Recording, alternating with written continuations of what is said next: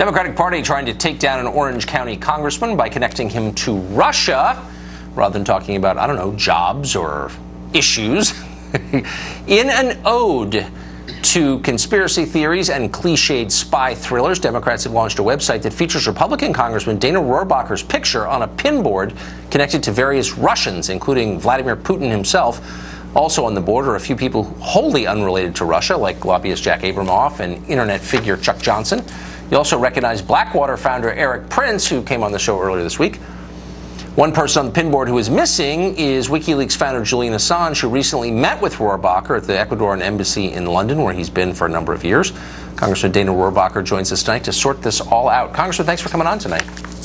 Well, thank you for spreading the truth. I just heard your interview with that religious leader from Florida. Thank God We've got people like you, Tucker, spreading the word about the lies that they're confronted from the left wing in this country. Well, especially the Southern Poverty Law Center, which hides behind this shield of righteousness, but is in fact utterly corrupt. But it's across the board now. The liberal left, that is the general tactic that they're using across the board. I'm an example of that.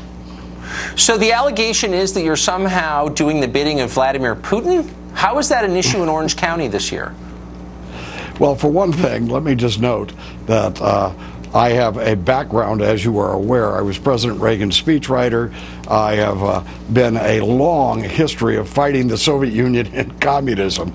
And no, the fact is I believe that we should try to have peace with Russia, but I'm certainly not in any way trying to compromise the truth or anything that would put our country second to what Russia. Everything I do in terms of, I am the chairman of the committee in Congress that oversees our relations with Russia.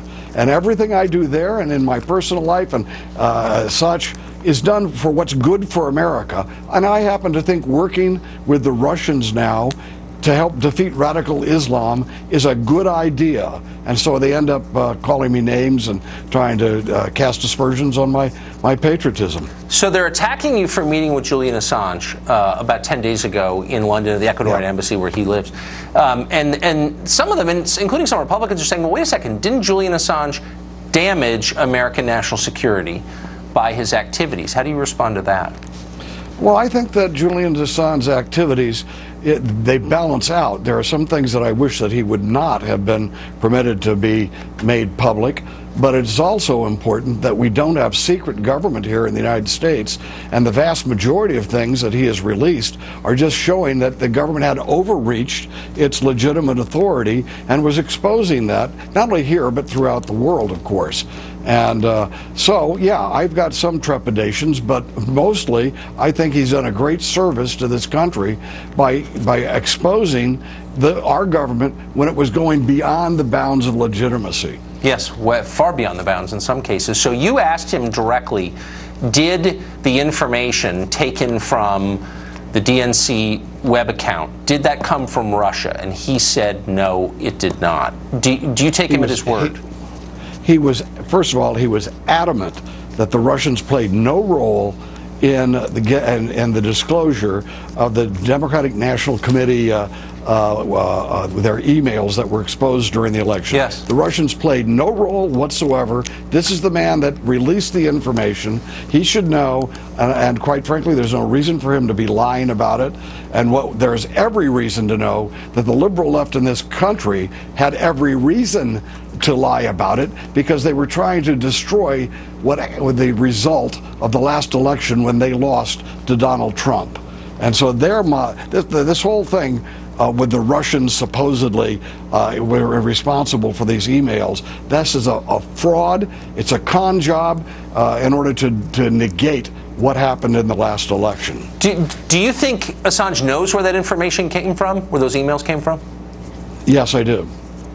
Huh. Do you have any guesses?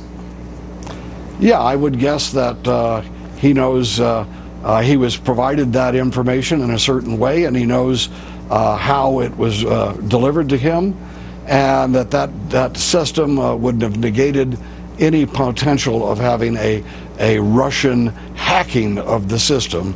Right. And that it probably had to be done by an inside download rather than a hacking of the overall system. And if that's the case, the Russians could never have done it, period.